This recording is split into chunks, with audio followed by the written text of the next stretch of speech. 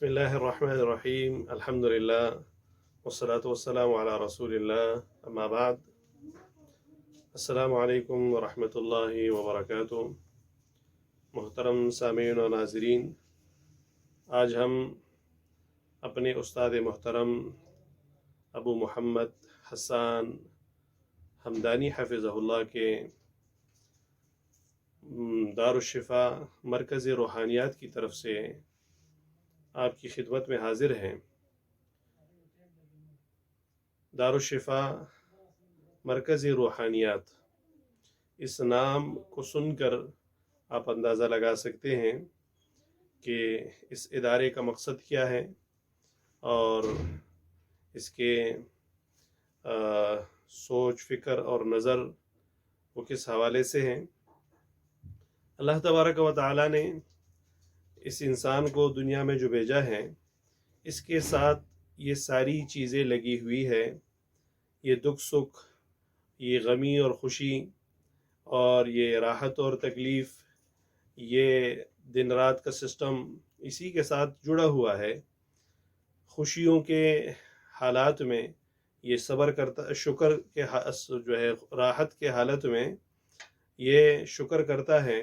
اور اللہ جل شانہ کو شکر کے ذریعے سے راضی کرتا ہے۔ جب کہ اس کے اوپر مشکل حالت آئے، بیماریاں آئے اور سختیاں آئے تو یہ صبر کرتا ہے اور اس فعل کے ذریعے سے، اس صبر کے ذریعے سے اپنے اللہ کو راضی کرتا ہے۔ خوشی کے حالت میں ہم نے کیا کرنا ہے، اس کے لیے بھی ہمارے ہاں نبی کریم صلی اللہ تعالی علیہ وسلم کی رہنمائی موجود ہے، اور مشکلات میں، مصائب میں ہم نے کیا کرنا ہے، اس کے حوالے سے بھی نبی کریم صلی اللہ تعالی علیہ وسلم کی ہدایات اور رہنمائی ہمارے لیے موجود ہے۔ جسمانی اعتبار سے ہمیں مسائل ہو، وہاں پر ہمیں کیا کرنا ہے، اور روحانی طور پر ہمیں مسائل درپیش ہو، وہاں ہم نے کیا کرنا ہے، یہ ساری چیزیں قرآن اور سنت نے ہمیں واضح کر دی ہیں۔ صحابہ کرام رضی اللہ تعالیٰ عنہم اجمعین کے مبارک دور میں جب بھی کوئی بیمار ہوتا تو اس کا علاج کئی طریقوں سے کیا جاتا تھا۔ سب سے پہلا طریقہ تو 2 رکعت صلاۃ حاجت پڑھ کر اللہ جل شانہ سے مانگا جاتا اور اللہ جل شانہ اس کو شفا عطا فرماتے۔ دوسرا طریقہ اور ترتیب یہ ہوتا کہ جب کوئی بیمار ہوتا تو وہ صدقے کا اہتمام کرتا اور صدقے کے ذریعے سے اللہ جل شانہ اس مریض کو شفا عطا فرماتے۔ اسی طرح ایک ترتیب اور طریقہ یہ بھی تھا، جب کسی کو کوئی مسئلہ ہوتا تو وہ دم کروانے نبی کریم صلی اللہ تعالی علیہ وسلم کے پاس حاضر ہوتا، اور آپ صلی اللہ علیہ وسلم اس کے مطلوبہ جگہ کو دم فرماتے اور اپنا لعاب دہن وہاں پر لگا دیتے۔ جیسے غار ثور کے اندر سیدنا صدیق اکبر رضی اللہ تعالی عنہ کو ایک سانپ نے ڈس لیا، تو وہاں نبی کریم صلی اللہ علیہ وسلم نے لعاب دہن لگایا اور وہ درد کا اثر وہ جاتا رہا۔ اسی طرح ایک سفر کے دوران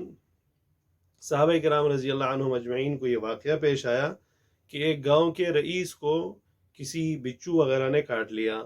اور پھر ایک صحابی نبی صلی اللہ علیہ وسلم، ایک صحابی رضی اللہ تعالیٰ عنہ نے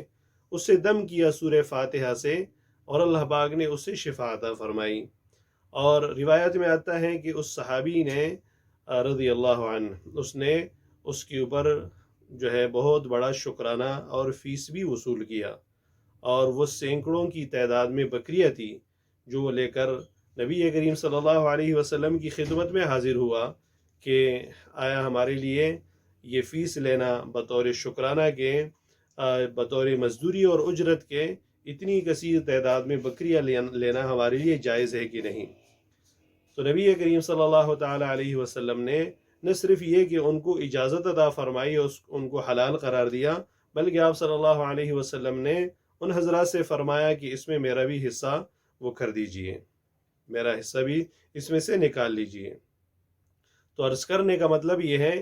کہ نبی کریم صلی اللہ تعالی علیہ وسلم ہی کے مبارک دور کے اندر جسمانی اور روحانی امراض کا علاج وہ اس طریقے سے بھی کیا جاتا تھا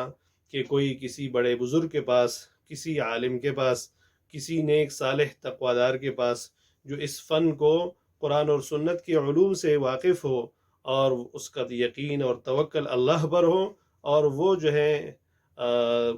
شریعت کے اصولوں کے اندر اس کو مد نظر رکھتے ہوئے بیمار کا علاج کرے۔ روحانی امراض ہے اس کا علاج کریں یا جسمانی امراض ہے اور اس کا علاج کریں، تو اللہ پاک اس میں شفا عطا فرماتے ہیں۔ یہ کوئی نیا طریقہ نہیں ہے۔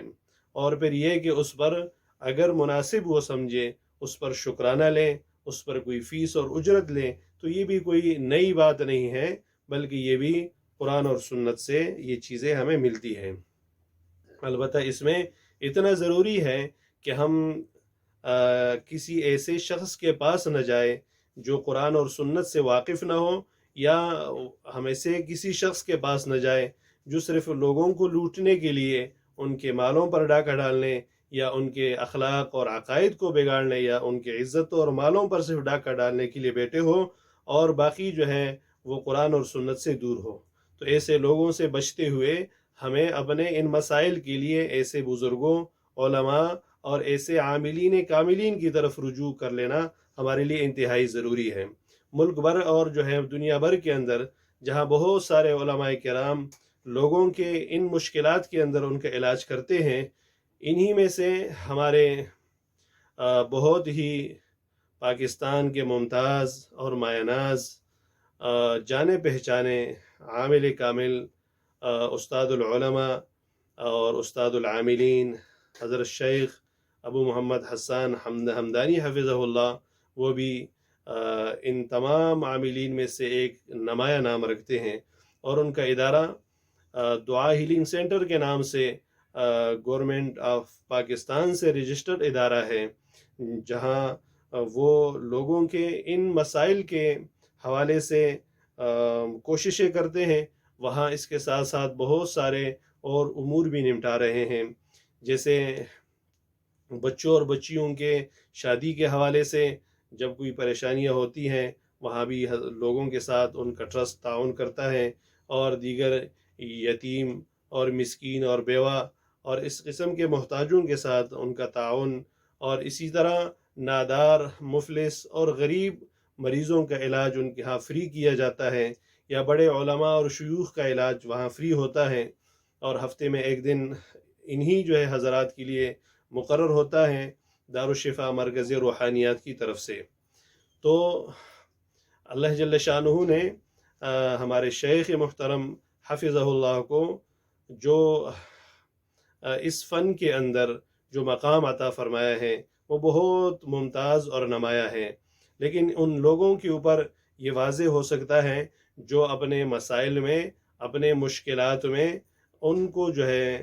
ان کو ساتھ لے کر چلے اور ان کے علم میں اس چیز کو لائے۔ انشاءاللہ تشخیص کے بعد وہ پھر علاج کرتے ہیں، اور وہ علاج جو ہے وہ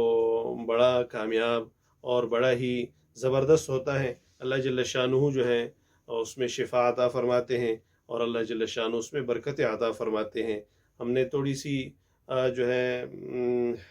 چند ہی ایک سال آدھا حضرت کی خدمت میں گزارا ہے، لیکن جہاں بھی حضرت نے علاج کیا ہے یا ہمیں سکھایا ہے تو وہ ہم نے ان کو کامیاب اور مجرب پایا ہے۔ اللہ جل شانہ ہم سب کو حضرت شیخ سے استفادہ اور فائدہ اٹھانے کی توفیق عطا فرمائے، اور اللہ جل شانہ حضرت کو دنیا بھر کے اندر